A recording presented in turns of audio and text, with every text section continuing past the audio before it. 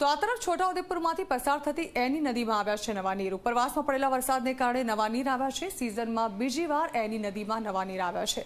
એની નદીમાં પાણી આવતા કોઝવે પાણીમાં ગરકાવ થઈ ચૂક્યો છે।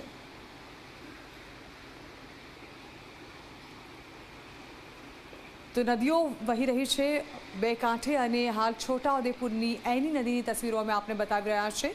એની નદીમાં નવા નીરની આવક થઈ ચૂકી છે। આ અંગે વધુ માહિતી સંવાદદાતા હકીમ ઘડિયાળી આપી રહ્યા છે। હકીમ, એની નદીમાં બીજી વાર નવા નીર આવ્યા છે, વરસાદી માહોલ છવાઈ ચૂક્યો છે। જાણવા માંગીશું શું પરિસ્થિતિ નદીઓની જોવા મળી રહી છે ત્યાં?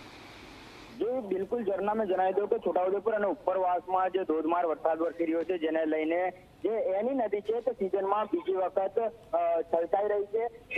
એની નદી પરનો જે કોઝવે છે તે કોઝવે પણ પાણીની અંદર ગરકાવ થઈ ગયો હતો, પરંતુ જે વરસાદનું પ્રમાણ ઓછું થતા જે કોઝવે છે તે કોઝવે ફરી બહાર આવતા જે ત્યાંના જે સ્થાનિક લોકો છે તે લોકોમાં રાહત જોવા મળી રહી હતી। ત્યારે બોડેલીના કેટલાક જે નીચાણવાળા વિસ્તાર છે ત્યાં પણ જે વરસાદને કારણે પાણી ભરાયા હતા અને જેને લઈને લોકોને મુશ્કેલીનો સામનો કરવાનો વારો આવ્યો હતો।